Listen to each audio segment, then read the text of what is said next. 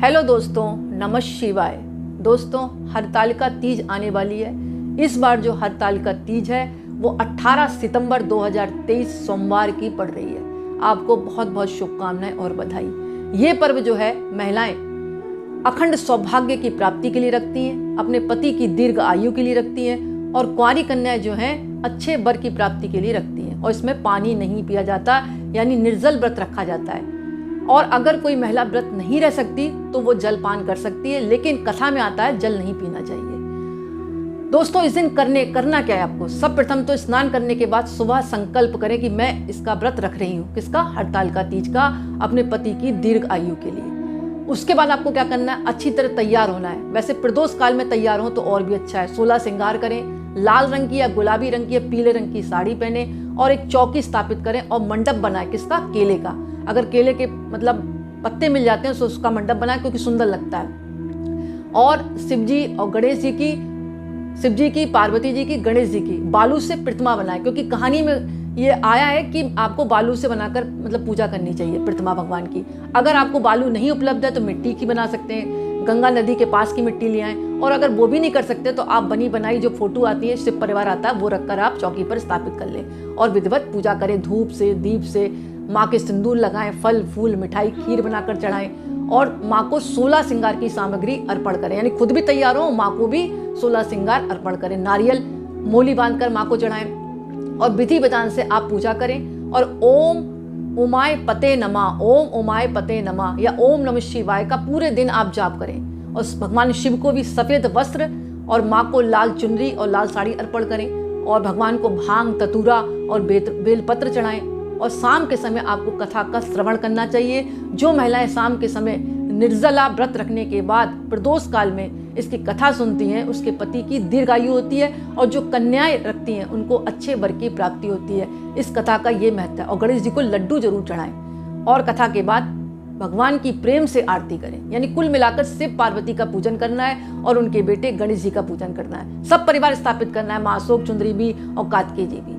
और फिर क्षमा मांगनी है। उसके बाद आपको कथा किस प्रकार स्मरण करनी है? हाथ में कुछ चावल ले लें और फूल ले लें और हाथ में संकल्प करें कि आज मैं मतलब ये जो व्रत रखा है मैंने अपने पति की दीर्घायु के लिए, उनकी सलामती के लिए रखा है। और अगर कन्या है तो मैं अपने अच्छे मतलब वर प्राप्ति के लिए व्रत रख रही हूँ। और फिर कथा का श्रवण करें। कथा इस प्रकार आती है कि एक बार हिमालय जी से वो अपनी जो बेटी थी उनकी सती, उनके लिए वर की तलाश कर रहे थे और बहुत चिंतित थे कि मेरी कन्या जो बड़ी हो रही है और मुझे इसकी शादी करनी है। इतने में नारद जी आ गए। नारद जी बोले, महाराज आपके माथे की जो लकीर है ये कह रही है कि आप अपनी पुत्री के विवाह के लिए वर की तलाश कर रहे हैं। तो मैं एक वर बताऊं, आप भगवान विष्णु के साथ इनका विवाह तय कर दो।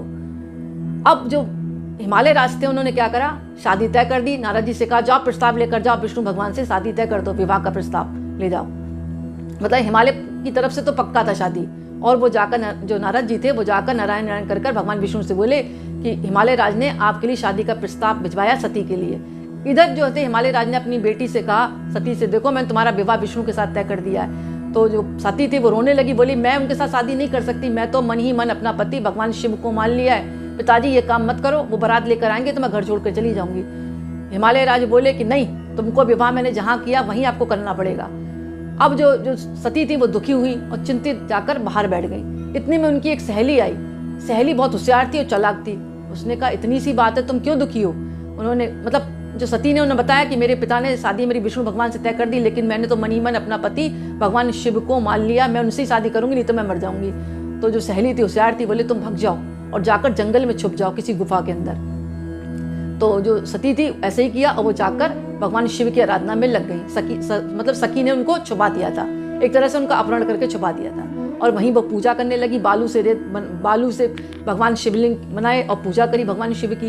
यानी बालू से उन्होंने शिवलिंग स्थापित करे और जो सती थी वो पूजा में लग गई। ओम नमः शिवाय निरंतर जाप करती रही। इधर क्या थे, मतलब जो हिमालय राज थे वो ढूंढते रहे कि मेरी बेटी कहाँ गई, मेरी दुखी कहाँ गई। वो दुखी हुए, उन्होंने अपने सैनिक भेज दिए जगह जगह ढूंढने के लिए। इधर क्या हुआ, जो सती थी वो पूजा पाठ में लगी रही। उन्होंने भगवान शिव को प्रसन्न किया। भगवान शिवाय बोले, तुम क्या चाहती हो? उन्होंने कहा, मैं आपको अपना पति मान चुकी हूँ और अगर आप मुझे अपनी अर्धांगिनी नहीं मानोगे, मतलब आप मुझसे शादी नहीं करोगे, अर्धांगिनी नहीं मानोगे, तो मैं आत्मदाह कर लूंगी। तो जो भगवान शिव थे उनकी तपस्या को देखकर बहुत खुश हुए, बोले ठीक है, मैं आपको वचन देता हूँ कि मैं आपको अपनी पत्नी के रूप में स्वीकार करूँगा। पार्वती जी मतलब जो सती जी थी बहुत खुश हुई। कहानी कौन मतलब सुन रहा है? ये पार्वती जी। तो और कौन सुना रहा है? शिव जी सुना रहे पार्वती जी को ये कहानी, क्योंकि उन्होंने पूछा था अपने पूर्व जन्म का वृतांत कि हरतालिका तीज का क्या महत्व है। तो शिव जी जो है पार्वती जी को ये कथा सुना रहे, इस बात को याद रखिए। तो भगवान जो थे शिव ने उनको आशीर्वाद दे दिया कि मैं तुमको अपनी पत्नी के रूप में स्वीकार करता हूँ। इधर जो थे हिमालय राज बहुत दुखी हुए, बोले इससे तो अच्छा मैं उसकी मनपसंद शादी कर देता। उन्होंने अपने सैनिक भेजे तो उनको पता लग गया कि उस गुफा में जो उनकी बेटी सती बैठी हुई है। तो वहाँ पहुँचे, हिमालय राज की अपनी बेटी से मुलाकात हुई। तो जो सती थी बोली कि पिताजी मैं शादी सिर्फ भगवान से ही करूँगी, और उन्होंने मुझे मतलब वचन भी दिया है, तुम विष्णु भगवान के पास प्रस्ताव मेरा मना कर दो और आपने जो भेजा है उसको वापस ले लो। तो हिमालय राज बोले ठीक है, मैं तुम्हारी बात मान लेता हूँ, बेटी के आगे झुक जाता हूँ, और तुम उनको चाहती तो उनसे ही तुम्हारी शादी करूँगा। और विधि विधान से जो बाद में हिमालय राज ने उनकी मतलब महाशिवरात्रि के दिन इन दोनों का विवाह कर दिया। और ऐसा भी कहा जाता है कि हरतालिका तीज के दिन ही ये शादी पक्की हुई थी। शास्त्रों के अलग अलग मत हैं, कोई कहता है महाशिवरात्रि के दिन विवाह हुआ था, और कोई कहता है महाशिवरात्रि के दिन पार्वती और शिव जी का विवाह हुआ था, कोई कहता है सती और शिव जी का विवाह हुआ था, और हरतालिका वाले तीज के दिन भी विवाह हुआ था। कुल मिला के ये जो व्रत है वो अपने पति की दीर्घायु, उनके अच्छे स्वास्थ्य की कामना के लिए और अखंड सौभाग्य के लिए व्रत रखा जाता है। जो स्त्री इसको सुनाती है या सुनती है उसके सौभाग्य में वृद्धि होती है, और मात्र सुनने से ही इससे मतलब है उसके पति की दीर्घायु होती है। और जो महिलाएं मतलब व्रत रख सकती है तो जरूर रखे, और अगर नहीं रख सकती तो जल और चाय वगैरह पीकर रख सकती है। लेकिन मतलब जो कथा में यही आया है कि निर्जल रखना चाहिए। तो दोस्तों मेरा वीडियो पसंद आए तो लाइक जरूर करें और कमेंट्स में ओम नमः शिवाय जरूर लिखें। धन्यवाद।